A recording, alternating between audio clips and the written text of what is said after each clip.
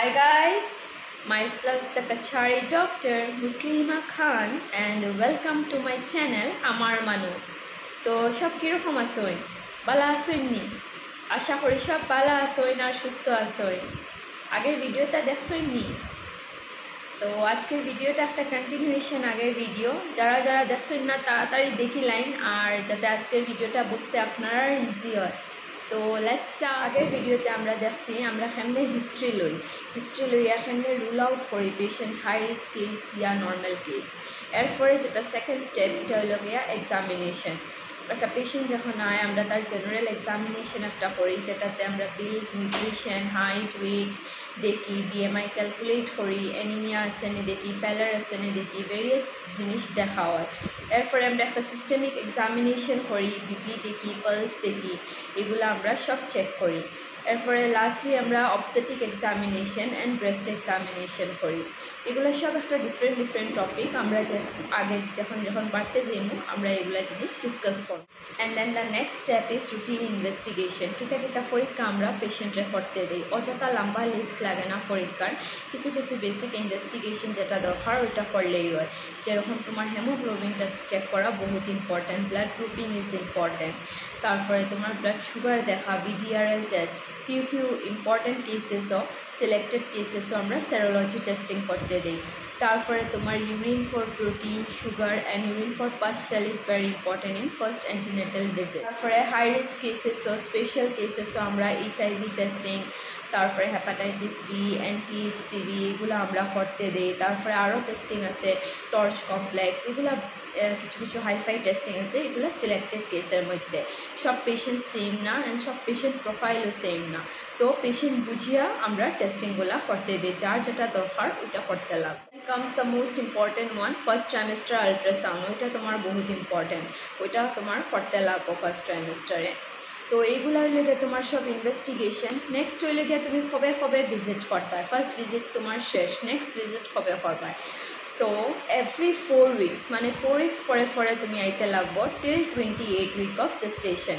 এরপরে after 28 weeks তুমি every 2 উইকসে আইতে লাগবো, মানে 2 সপ্তাহ পরে আইতে লাগবো টিল 36 উইকস অফ জেস্টেশন।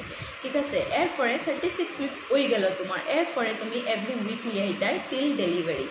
আর কিছুমান ক্ষেত্ৰত যদি তোমার হাই রিস্ক কেসেস থাকো তো এগুলা তুমি আপ অ্যান্ড ডাউন হইতে থাকবো। এটা তোমার ডক্টরের উপরে তুমি ওরা খবর রাখাইতা তুমি তখন আইতে লাগবো। আমি আগেও কইছি সব পেশেন্ট সেম না অ্যান্ড সব পেশেন্ট প্রোফাইলও সেম না। অ্যান্ড কিছুমান রিকমেন্ডেশনস আছে লাইক WHO রিকমেন্ড করেন এটলিস্ট মিনিমাম তুমি 4টা ভিজিটে আইতে লাগবো। কিছু পেশেন্টও ডাইরেক্ট ডেলিভারির সময় আইন, কিছু পেশেন্ট একবার আর আইন না বাড়িতে ডেলিভারি করাইলেন, এরকম যাতে না হয়। তো অ্যাটলিস্ট মিনিমাম 4 ভিজিটস যাতে থাকে, যাতে একটা পেশেন্টে কেয়ার পায়, একটা বাচ্চায় যাতে কেয়ার পায়। তো এতটুকু আপনারা আইবা যাতে আপনার প্রবলেম না হয় আর আমরা জলদি ডিটেক্ট করতে পারি আপনার মধ্যে যদি কোনো কমপ্লিকেশনস থাকে। Lastly the most important part of antenatal care is the antenatal advice. Antenatal advice হইল গিয়ে সবচেয়ে ইম্পর্ট্যান্ট পার্ট অ্যান্টিনেটাল কেয়ারের মধ্যে। তো what is the principal, main principal কিতা অ্যান্টিনেটাল অ্যাডভাইসের? অ্যান্টিনেটাল অ্যাডভাইসের ফার্স্ট প্রিন্সিপাল যেটা এটা হইল গিয়া ওমেনরে কাউন্সেল করা। আমরা তানরে বুঝানি যে বারবার তুমি অ্যান্টিনেটাল চেক আপ আওয়ার ইম্পর্টেন্সটা কিতা আমরা তারে বুঝাই।